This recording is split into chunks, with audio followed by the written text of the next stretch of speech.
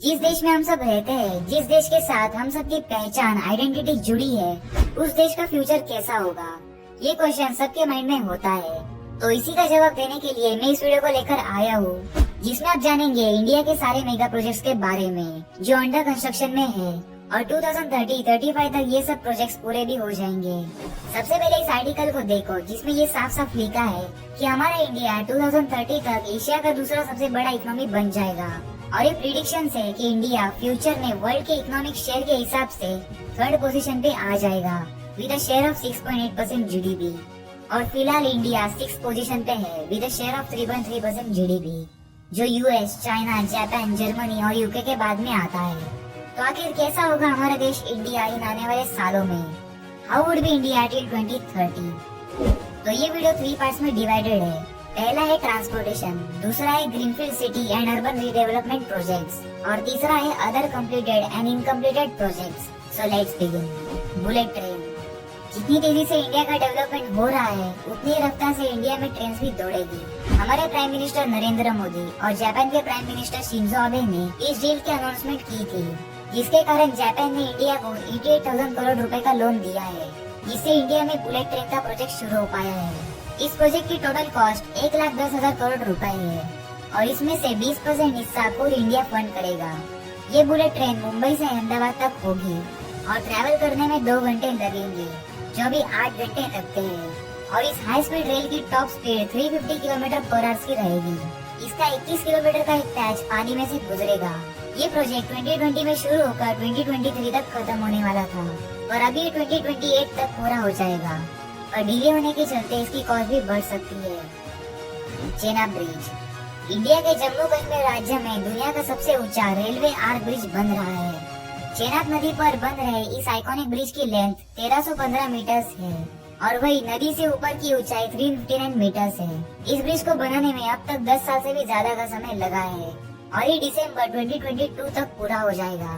ये bridge zone 5 के high intensity के साथ अर्थक्वेक को भी झेल सकता है। ब्रिज को इस तरह से डिजाइन किया गया है कि ये कम से कम 120 साल तक टिका रहे। इस पर रेल की पटरियां इस तरह से बिछाई जाएगी कि उस पर से train maximum 100 kilometre per hour की स्पीड से चल सके।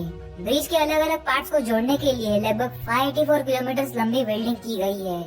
आतंकवादियों और हमलों से ब्रिज को बचाने के लिए बहुत ही सेफ्टी ली गई है, क्योंकि ब्रिज से पाकिस्तानी बॉर्डर सिर्फ 65 किलोमीटर दूर है। वहाँ मौजूद चेनाब नदी के इतने ऊपर से ब्रिज को बनाना बहुत मुश्किल है, इसीलिए इसका कंस्ट्रक्शन इंडिया के किसी भी रेल नेटवर्क के सामने आने वाली सबसे कठिन चुनौती है।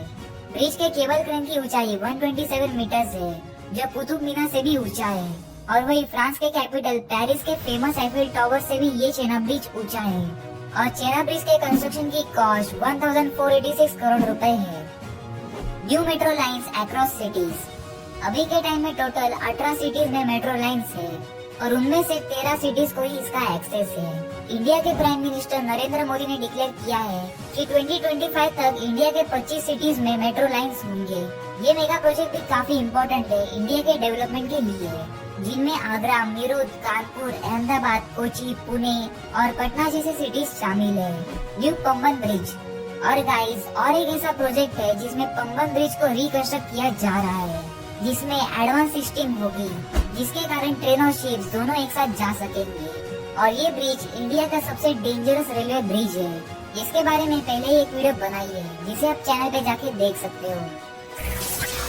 तो अब बात करते हैं रोडवेज प्रोजेक्ट की। दिल्ली मुंबई एक्सप्रेसवे। इंडिया के सबसे बेहतरीन एक्सप्रेसवे का कंस्ट्रक्शन अभी हो रहा है। ये हाईवे देश को एक अलग ही लेवल पर ले जाएगा। इसका टोटल कॉस्ट करीब 1 लाख करोड़ रुपए है। यह हाईवे एक्सेस कंट्रोल है, इसका मतलब कि इसके बीच में से कोई आ जा नहीं पाएगा। इसके बनने से 32 करोड़ लीटर फ्यूल बचेगा। कार्बन डाइऑक्साइड में भी कमी आएगी, जो 4 करोड़ पेड़ लगाने जितना है, जो पर्यावरण के लिए अच्छा है। इस एक्सप्रेसवे के साइड में हर 500 मीटर पर रेन वाटर हार्वेस्टिंग सिस्टम होगा और इसके साइड में टोटल 40 लाख पेड़ लगाए जाएंगे। एक हेलीपैड भी बनेगा, जिसके कारण इमरजेंसी में ये बहुत यूजफुल होगा। एनिमल्स के बचाव के लिए इसमें 3.5 किलोमीटर की दूरी के बीच बीच में 3 और पास भी बनेंगे। ये पास Ranthambore national park, Bundi Ramgarh tiger reserve और Kota Mukundra hills tiger reserve के बीच कॉरिडोर पर बनाया जाएगा। जिससे एनिमल्स यहाँ वहाँ आसानी से ट्रैवल कर पाएंगे। दिल्ली टू मुंबई का सफर आने वाले समय में 12 से 13 घंटों में पूरा किया जा सकेगा। अभी मुंबई और दिल्ली का डिस्टेंस 1510 किलोमीटर है। वही एक्सप्रेसवे बनने के बाद 1380 किलोमीटर रह जाएगा और इस हाईवे में टोटल 8 लेन्स होंगे, जिसे 12 लेन्स तक एक्सपांड किया जा सकेगा और ये 2023 तक कंप्लीट हो जाएगा, जो इंडिया का सबसे लंबा और बिजिएस्ट एक्सप्रेसवे बन जाएगा। हिमांक प्रोजेक्ट 19,300 फीट की ऊंचाई पर बन रहा ये रोड लद्दाख के सासोमा से लेकर सासेर को कनेक्ट करेगा। बहुत बार ये रोड सर्दियों में बर्फ की वजह से बंद हो जाता है। ये काराकोरम माउंटेन रेंज में है और यहीं पर इंडिया के बॉर्डर रोड्स ऑर्गेनाइजेशन ने दुनिया का सबसे ऊंचा रोड का काम पूरा कर दिया है। ये इंडिया और चाइना के डेमचौक एरिया में है, जिसे चाइना को परेशानी हो रही है, क्योंकि इस रोड की वजह से अब इंडियन आर्मी उन एरियाज में जा सकेगी जहाँ पर जाना बहुत हार्ड था, जिससे कनेक्टिविटी और बढ़ेगी और लद्दाख को अच्छे से कंट्रोल किया जा सकेगा। और ये रोड बन गया है world's first motorable road through the glaciers, जो है Himank. Mumbai trans harbour link, जिसे Sewri Nhava Sheva trans harbour link भी कहते हैं, मुंबई में इंडिया का सबसे लंबा सी ब्रिज बनने वाला है, जो 21.8 किलोमीटर लंबा है और इस प्रोजेक्ट की कॉस्ट 17,843 करोड़ रुपए है। इसमें से 16.5 किलोमीटर का हिस्सा समुद्र में होगा और बाकी जमीन पर। MMRDA ने प्रोजेक्ट को नवंबर 2017 में अनाउंस किया और इसका कंस्ट्रक्शन अप्रैल 2018 में शुरू हुआ और एक्सपेक्टेड है कि ये प्रोजेक्ट अक्टूबर 2023 तक कंप्लीट हो जाएगा। और इसके फीचर्स की बात करें तो इस ट्रांस हार्बर लिंक से बहुत ही कम समय में मुंबई से नवी मुंबई जा पाएंगे और इस सेवरी साउथ मुंबई से थाने क्रीक को क्रॉस करके नॉर्थ में चिरले विलेज नवा शेवा तक बनेगा। इस हाईवे में 6 लेन्स होंगे और ये मुंबई पुणे एक्सप्रेसवे को भी कनेक्ट करेगा। मुंबई कोस्टल रोड, ये कोस्टल रोड 8 लेन्स का होगा। ये रोड मुंबई के वेस्टर्न कोस्ट लाइन को कनेक्ट करेगा, साउथ में मरीन लाइन्स और नॉर्थ में कांदिवली तक। इस प्रोजेक्ट की कॉस्ट 12,000 करोड़ रुपए है और यहाँ से हर दिन करीब 1,30,000 गाड़ियाँ जाएगी। इस प्रोजेक्ट की वजह से साउथ मुंबई से वेस्टर्न सबब जाने में 2 घंटों से सिर्फ 40 मिनट का टाइम लगेगा। इसके पहले फेज में 9.98 किलोमीटर वाला सेक्शन बनेगा, जो प्रिंसेस स्ट्रीट फ्लाईओवर से बांद्रा वोरली सी तक होगा और दूसरे फेज में 19.22 किलोमीटर का रोड जो बांद्रा से कांदिवली तक होगा और 9.5 किलोमीटर लंबा वर्सोवा बांद्रा सी लिंक भी होगा। और गाइस, बहुत सारे ऐसे हाईवेज और एक्सप्रेसवे अंडर कंस्ट्रक्शन है, जैसे Bundelkhand expressway, Gorakhpur link expressway, Nagpur Mumbai super communication expressway, Raipur Visakhapatnam expressway, Surat Chennai expressway और ट्रांस हरियाणा एक्सप्रेसवे। तो अब बात करते हैं एयरवेज प्रोजेक्ट की।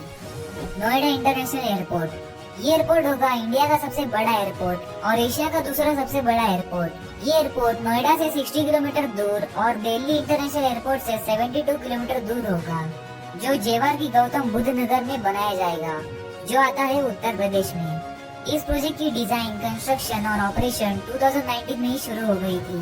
5,100 हेक्टेयर में बनाए जाने वाला इसको जेवर इंटरनेशनल एयरपोर्ट भी कहा जाता है और इसका ऑफिशियल नाम नोएडा ग्रीनफील्ड इंटरनेशनल एयरपोर्ट रखा है। इस प्रोजेक्ट की पूरी कॉस्ट 5,754 करोड़ से है। 2024 तक इस एयरपोर्ट में 2 रनवेज पूरे हो जाएंगे और फिर बाद में इसमें टोटल 6 रनवेज होंगे, जो काफी बड़ा होगा और इसकी टेक्नोलॉजी एकदम एडवांस होंगी।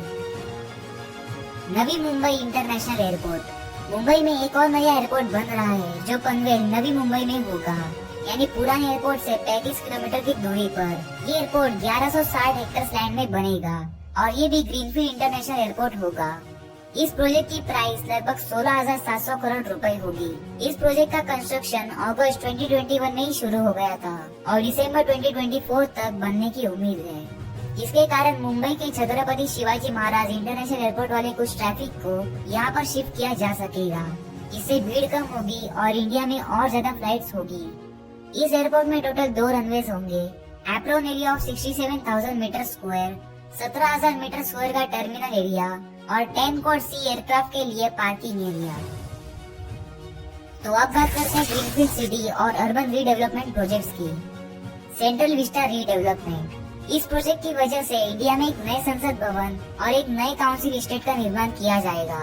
इसको सितंबर 2019 में ही अनाउंस किया था, जिसकी कॉस्ट 13,450 करोड़ है। सेंट्रल विस्टा एक रीडेवलपमेंट प्रोजेक्ट है जिसमें 3 किलोमीटर लंबा राजपथ जो Rashtrapati Bhavan and India gate के बीच में होगा, नॉर्थ और साउथ ब्लॉक्स को कन्वर्ट करेंगे जिससे पब्लिक म्यूजियम्स को एक्सेस कर पाए। एक नई parliament building with more capacity, नया रेजिडेंट, वाइस प्रेसिडेंट और प्राइम मिनिस्टर के लिए, और पुराने स्ट्रक्चर्स को म्यूजियम में कन्वर्ट किया जाएगा। ये प्रोजेक्ट दिसंबर 2020 में ही स्टार्ट हो गया था और 2024 तक बनाने का एक्सपेक्टेड है। ये central vista Raisina hills New Delhi में बनेगा जो टोटल 64,500 मीटर स्क्वायर में फैला होगा। सागरमाला प्रोजेक्ट, इस प्रोजेक्ट का मेन मोटिव है टाइम और पैसे को बचाना, यानी जो इंडिया के कोस्टल रीजन के पोर्ट्स है उनको रिनोवेट करके नया बनाना, जिससे समुद्र के रास्ते गुड्स की ट्रांसपोर्टेशन और भी आसान और कम कॉस्ट में होगी। सुपर स्पायरा, ये बिल्डिंग नॉर्थ इंडिया की सबसे बड़ी बिल्डिंग और पूरे इंडिया में दूसरी सबसे बड़ी बिल्डिंग होगी। इसमें टोटल 80 फ्लोर्स होंगे और ये 300 मीटर ऊंचा स्काई स्क्रैपर होगा। ये नोएडा उत्तर प्रदेश में लोकेटेड है। और इस कैटेगरी के बाकी के प्रोजेक्ट्स में smart cities mission, Navya Ayodhya, diamond research and mercantile city, Dholera, gift city, India international convention and expo centre IICC, Pragati Maidan revamp और new Delhi world trade centre है। तो गाइस, आपने एक बात नोटिस की होगी कि जो भी अभी इंडिया की अंडर कंस्ट्रक्शन मेगा प्रोजेक्ट्स है उसमें से आधे से भी ज्यादा प्रोजेक्ट्स मुंबई या कहे वेस्ट इंडिया के हैं। तो ऐसा क्यों है? तो इस टॉपिक पर पहले से एक वीडियो बनाई है, तो आप उस वीडियो को देख लेना। इसका नाम है east India versus West India. उसमें मैंने बताया है कि वेस्ट इंडिया कैसे इतना डेवलप्ड है ईस्ट के मुकाबले और कैसे होगी इंडिया की आगे की डेवलपमेंट। तो आप उस वीडियो को जरूर चेकआउट करना। तो अब हम देखते हैं हमारे तीसरे कैटेगरी की, जो है other completed and incompleted projects. तो एरोस्पेस में गंगायान स्पेसक्राफ्ट, मून के लिए चंद्रयान 3 और आदित्य L1 जो सन को स्टडी करने के लिए है। साइंस एंड टेक्नोलॉजी प्रोजेक्ट्स में Bharat net, India based neutrino observatory INO, नाविक और 5G नेटवर्क है। एनर्जी में बदला solar park, Pavagadh solar park, Dholera solar park, Gujarat hybrid renewable energy park, ये सब प्रोजेक्ट्स हैं। रिलीजियस प्रोजेक्ट्स में राम मंदिर, Somnath dam, Kashi Vishwanath Dham, Kedarnath temple revamp और वृंदावन चंद्रोदया टेम्पल है। स्पोर्ट्स प्रोजेक्ट में तो अपना नरेंद्र मोदी स्टेडियम है जो दुनिया का सबसे बड़ा स्टेडियम है कैपेसिटी वाइज और ये गुजरात में है। रिक्रिएशनल प्रोजेक्ट्स की बात करें तो उसमें statue of unity, statue of belief और स्टैच्यू ऑफ इक्वालिटी, ये सब प्रोजेक्ट्स हैं। तो गाइस, आपको इस टॉपिक पर क्या लगता है? क्या हमारा इंडिया 2030 तक एक मॉडर्न और डेवलप कंट्री बन जाएगा? अपना जवाब कमेंट्स में जरूर बताना। तो इस वीडियो में इतना ही। अगर आपको ये वीडियो थोड़ी सी भी इंफॉर्मेटिव लगी तो लाइक कर दो और फ्रेंड्स के साथ ये वीडियो जरूर शेयर करना। एंड अगर आप वीडियो का इस चैनल पे न्यू हो तो सब्सक्राइब कर दो, क्योंकि इस चैनल पर आपको ऐसी बहुत ही अमेजिंग वीडियोस देखने को मिलेगी। तो मिलता हूँ एक और इंटरेस्टिंग वीडियो के साथ। तो अभी के लिए tata, bye bye and thank you for watching this video.